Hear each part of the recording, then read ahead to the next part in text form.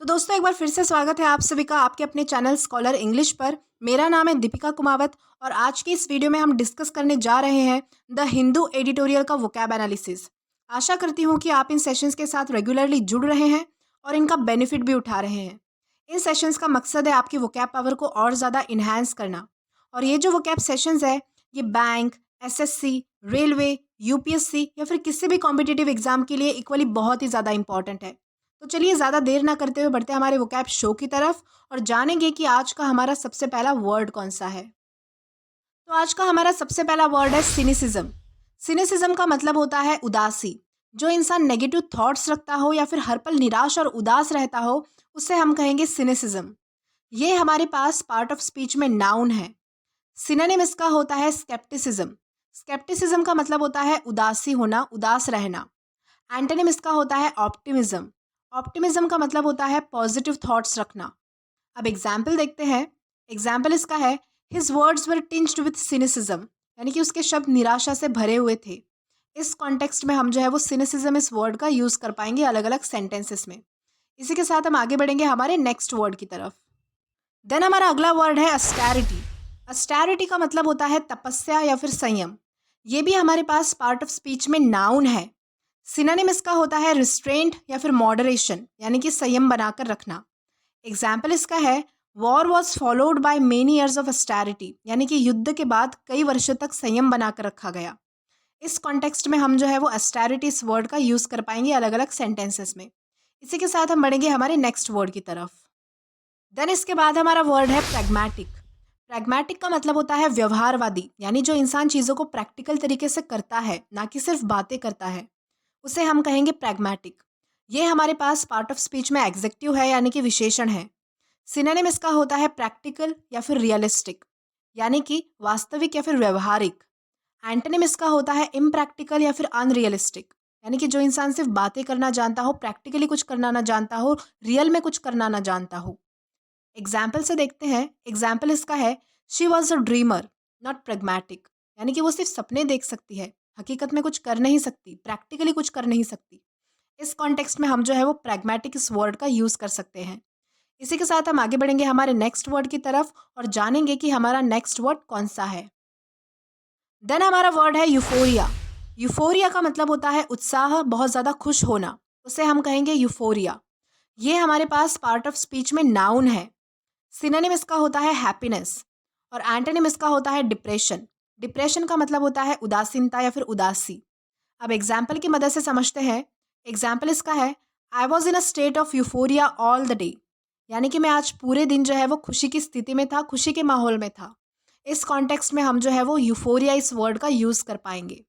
इसी के साथ हम देखेंगे हमारा नेक्स्ट वर्ड। देन हमारा वर्ड है क्रम्बल। क्रम्बल का मतलब होता है टुकड़े टुकड़े करना या फिर बिखरना या फिर तहस नहस हो जाना। ये हमारे पास पार्ट ऑफ स्पीच में वर्ब है, यानी कि क्रिया है। सिनोनिम इसका होता है डिसइंटीग्रेट या फिर कोलैप्स, यानी कि टूटना या फिर बिखरना। अब एग्जाम्पल की मदद से समझते हैं। एग्जाम्पल इसका है the heavy flood crumbled the whole house, मतलब कि भारी बाढ़ के कारण जो है वो पूरा घर तहस नहस हो गया, वो बिखर गया। इस कॉन्टेक्स्ट में हम जो है वो क्रम्बल इस वर्ड का अलग अलग सेंटेंसेस में यूज़ कर पाएंगे। इसी के साथ हम बढ़ेंगे हमारे नेक्स्ट वर्ड की तरफ और देखेंगे हमारा नेक्स्ट वर्ड कौन सा है। देन इसके बाद हमारा वर्ड है हैम्पर। हैम्पर का मतलब होता है बाधा आना, किसी काम में रुकावट आना, उसे हम कहेंगे हैम्पर। ये हमारे पास पार्ट ऑफ स्पीच में वर्ब है, यानी कि क्रिया है। सिनोनिम इसका होता है इंटरप्ट या फिर ऑब्स्ट्रक्ट, यानी कि रुकावट लाना, बाधा लाना। एंटोनिम इसका होता है हेल्प, यानी कि मदद करना। एग्जाम्पल इसका है the project was hampered by budget restraints, यानी कि बजट की कमी के कारण प्रोजेक्ट में बाधा आई। इस कॉन्टेक्स्ट में हम जो है वो हैम्पर इस वर्ड का यूज़ कर सकते हैं। देन इसी के साथ हम आगे बढ़ेंगे हमारे नेक्स्ट वर्ड की तरफ। देन इसके बाद हमारा वर्ड है रिवाइव। रिवाइव का मतलब होता है फिर से जीवित करना, किसी चीज़ में इंटरेस्ट दिखाकर उसे फिर से लाने की कोशिश करना, उसे हम कहेंगे रिवाइव। ये हमारे पास पार्ट ऑफ स्पीच में वर्ब है, यानी कि क्रिया है। सिनोनिम इसका होता है रीस्टैब्लिश, यानी कि पुनर्जीवित करना, और एंटोनिम इसका होता है अबॉलिश, यानी कि समाप्त करना। अब एग्जाम्पल की मदद से समझते हैं। एग्जाम्पल इसका है the store has been revived as per the people's wish, यानी कि लोगों की इच्छा के अनुसार दुकान का फिर से पुनर्जीवन किया गया, दुकान को फिर से पुनर्जीवित किया गया। इस कॉन्टेक्स्ट में हम जो है वो रिवाइव इस वर्ड का यूज़ कर सकते हैं। इसी के साथ हम आगे बढ़ेंगे हमारे नेक्स्ट वर्ड की तरफ। देन इसके बाद हमारा वर्ड है ट्रोव। ट्रोव का मतलब होता है निधि, यानी कि कोई मूल्यवान चीज़ का भंडार, उसे हम कहेंगे ट्रोव। ये हमारे पास पार्ट ऑफ स्पीच में नाउन है। सिनोनिम इसका होता है ट्रेजर। ट्रेजर का मतलब होता है खजाना। एग्जाम्पल इसका है रिया फाउंड अ ट्रेजर ट्रोव, यानी कि रिया को जो है वो खजाने से भरा भंडार मिल गया। इस कॉन्टेक्स्ट में हम जो है वो ट्रोव इस वर्ड का अलग अलग सेंटेंसेस में यूज़ कर सकते हैं। इसी के साथ हम आगे बढ़ेंगे हमारे नेक्स्ट वर्ड की तरफ और जानेंगे कि हमारा नेक्स्ट वर्ड कौन सा है। देन इसके बाद हमारा वर्ड है थिंक टैंक। थिंक टैंक का मतलब होता है विशेषज्ञ दल। जो लोग स्पेसिफिक कंडीशंस जैसे कि पॉलिटिकल और इकोनॉमिक प्रॉब्लम्स उन पर एडवाइस प्रोवाइड करते हैं, ऐसे ग्रुप को कहा जाता है थिंक टैंक। ये हमारे पास पार्ट ऑफ स्पीच में नाउन है। सिनोनिम इसका होता है एक्सपर्ट्स, यानी कि विशेषज्ञ। एग्जाम्पल इसका है Luna Williams is the head of think tank group, यानी कि जो लूना विलियम्स है वो थिंक टैंक ग्रुप की हेड है, यानी कि सबसे बड़ी है। इस कॉन्टेक्स्ट में हम जो है वो थिंक टैंक इस वर्ड का यूज़ कर पाएंगे। इसी के साथ हम आगे बढ़ेंगे हमारे नेक्स्ट वर्ड की तरफ। देन इसके बाद हमारा वर्ड है स्टैश। स्टैश का मतलब होता है छिपाने की जगह। बेसिकली स्टैश उसे कहा जाता है जहाँ कोई चीज़ छुपाई जाती है, कोई कमरा जैसे कि। ये हमारे पास पार्ट ऑफ स्पीच में नाउन है। सिनोनिम इसका होता है होल्ड या फिर स्टॉक। इन दोनों का भी मतलब होता है कोई कमरा या फिर कोई छुपाने की जगह। एग्जाम्पल इसका है all the black money and the jewels are kept in stash. का मतलब ये है कि जो सारा काला पैसा है और जो जेवर है वो किसी स्टैश में, यानी कि किसी कमरे में छुपा दिए गए। इस कॉन्टेक्स्ट में हम जो है वो स्टैश इस वर्ड का यूज़ कर सकते हैं अलग अलग सेंटेंसेस में। इसी के साथ हम आगे बढ़ेंगे हमारे नेक्स्ट वर्ड की तरफ और देखेंगे कि हमारा नेक्स्ट वर्ड कौन सा है। देन इसी के बाद हमारा वर्ड है बैकलैश।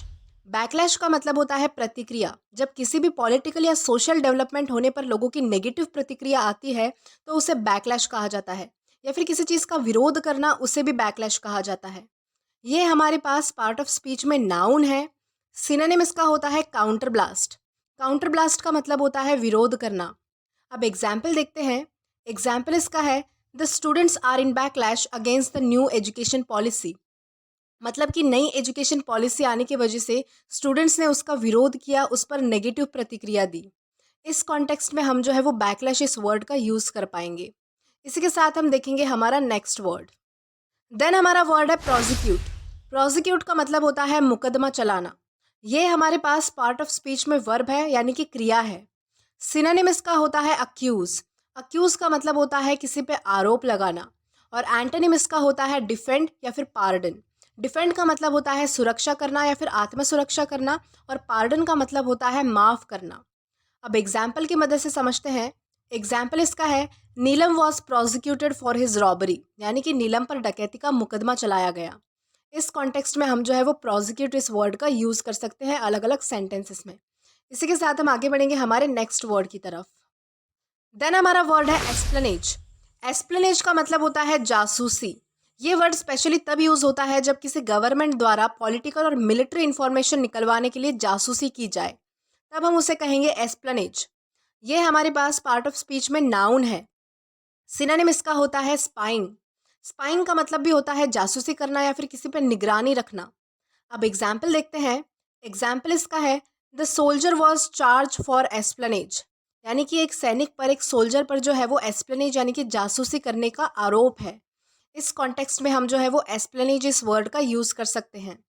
इसी के साथ हम आगे बढ़ेंगे और देखेंगे हमारा नेक्स्ट वर्ड।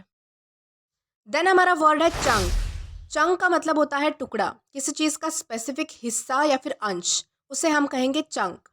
ये हमारे पास पार्ट ऑफ स्पीच में नाउन है। सिनोनिम इसका होता है पीस। पीस का भी मतलब होता है टुकड़ा या फिर हिस्सा। अब एग्जाम्पल की मदद से समझते हैं। एग्जाम्पल इसका है robin own a few chunks of gold, यानी कि रॉबिन के पास गोल्ड के यानी कि सोने के कुछ टुकड़े हैं। इस कॉन्टेक्स्ट में हम जो है वो चंक इस वर्ड का यूज़ कर सकते हैं। इसी के साथ हम आगे बढ़ेंगे और देखेंगे हमारा नेक्स्ट वर्ड। देन हमारा वर्ड है डेवस्टेट। डेवस्टेट का मतलब होता है उजाड़ना या फिर नाश करना, तहस नहस कर देना। ये हमारे पास पार्ट ऑफ स्पीच में वर्ब है, यानी कि क्रिया है। सिनोनिम इसका होता है डिस्ट्रॉय या फिर रैवेज। इनका भी मतलब होता है किसी चीज़ का नाश करना, बिगाड़ना, उजाड़ना या फिर तहस नहस कर देना। अब एग्जाम्पल की मदद से समझते हैं। एग्जाम्पल इसका है the flood was so devastating that it damage the land. मतलब कि जो बाढ़ है वो इतनी भयानक थी कि उसकी वजह से सारी ज़मीन जो है वो तहस-नहस हो चुकी थी, उजड़ चुकी थी, उसका नाश हो चुका था। इस कॉन्टेक्स्ट में हम जो है वो डेवास्टेट इस वर्ड का यूज़ कर पाएँगे। इसी के साथ हम आगे बढ़ेंगे हमारे नेक्स्ट वर्ड की तरफ। देन हमारा बाद वाला वर्ड है कॉन्टेस्टेशन। कॉन्टेस्टेशन का मतलब होता है मुकाबला। जब किसी बात पर आर्ग्यूमेंट की जाए तो उसे कॉन्टेस्टेशन कहा जाता है। ये हमारे पास पार्ट ऑफ स्पीच में नाउन है। सिनोनिम इसका होता है कंपटीशन या फिर राइवलरी, यानी कि मुकाबला या फिर आर्ग्यूमेंट करना, लड़ना। एग्जाम्पल इसका है the meeting ended in a contestation between the clients, यानी कि जो मीटिंग है वो आखिर में क्लाइंट्स के बीच में कॉन्टेस्टेशन यानी कि आर्ग्यूमेंट होकर ही खत्म हुई। इस कॉन्टेस्ट में हम जो है वो कॉन्टेस्टेशन इस वर्ड का यूज़ कर पाएंगे। इसी के साथ हम आगे बढ़ेंगे हमारे नेक्स्ट वर्ड की तरफ और जानेंगे कि हमारा नेक्स्ट वर्ड कौन सा है। देन हमारा वर्ड है इम्पिंज। इम्पिंज का मतलब होता है टकराना, किसी चीज़ का बुरा असर आना, उसे हम कहेंगे इम्पिंज। ये हमारे पास पार्ट ऑफ स्पीच में वर्ब है यानी कि क्रिया है। सिनोनिम इसका होता है इन्फ्लुएंस। इन्फ्लुएंस का मतलब होता है प्रभाव पड़ना। अब एग्जाम्पल की मदद से समझते हैं। एग्जाम्पल इसका है the labour was impinge while he was working, यानी कि मजदूर को जो है वो काम करते समय चोट आ गई।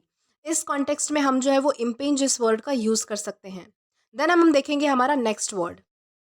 देन इसके बाद वाला हमारा वर्ड है रिप्लीट। रिप्लीट का मतलब होता है भरा हुआ, किसी चीज़ से भरा हुआ, उसे हम कहेंगे रिप्लीट। ये हमारे पास पार्ट ऑफ स्पीच में एग्जेक्टिव है यानी कि विशेषण है।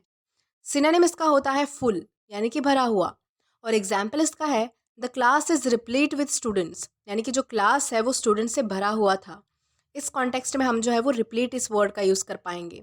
देन हम आगे बढ़ेंगे हमारे नेक्स्ट वर्ड की तरफ। देन हमारा वर्ड है अपल। अपल का मतलब होता है धमकी देना, डराना या फिर कोई बुरी सिचुएशन में होना। इन तीनों भी कॉन्टेक्स्ट में हम जो है वो अपल इस वर्ड का यूज़ कर सकते हैं। ये हमारे पास पार्ट ऑफ स्पीच में एग्जेक्टिव है यानी कि विशेषण है। सिनोनिम इसका होता है ड्रेडफुल या फिर टेरिबल, यानी कि भयानक, डराने वाली कोई चीज़। एंटोनिम इसका होता है एडमायरेबल या फिर एक्सीलेंट, यानी कि सराहनीय। अब एग्जाम्पल देखते हैं। एग्जाम्पल इसका है Rohan is in an appalling situation as he was fired from his job. मतलब कि रोहन जो है वो बहुत ही बुरी सिचुएशन में फंस चुका था क्योंकि वो अपने जॉब से निकाला जा चुका था। इस कॉन्टेक्स्ट में हम जो है वो अपल इस वर्ड का यूज़ कर पाएंगे अलग अलग सेंटेंसेस में। इसी के साथ हम आगे बढ़ेंगे और जानेंगे कि आज का हमारा लास्ट वर्ड कौन सा है। तो आज का हमारा लास्ट वर्ड है कंटेंडर। कंटेंडर का मतलब होता है प्रतियोगी। जब बहुत सारे लोग आपस में कोई चीज़ जीतने के लिए compete कर रहे होते हैं तो उन प्रतियोगियों को कहा जाता है कंटेंडर। ये हमारे पास पार्ट ऑफ स्पीच में नाउन है। सिनोनिम इसका होता है compete। compete का मतलब होता है लड़ना या फिर मुकाबला करना। अब एग्जाम्पल की मदद से समझते हैं। एग्जाम्पल इसका है the contenders are on fire to win the race, यानी कि प्रतियोगी रेस जीतने के लिए जोश में है। इस कॉन्टेक्स्ट में हम जो है वो कंटेंडर इस वर्ड का यूज़ कर पाएंगे। तो आज के लिए बस इतना ही। आई होप कि आपको ये वीडियो पसंद आया होगा, और अगर ये वीडियो पसंद आया हो तो do like this video, subscribe the channel and share as much as you can. Till then keep learning. Thank you.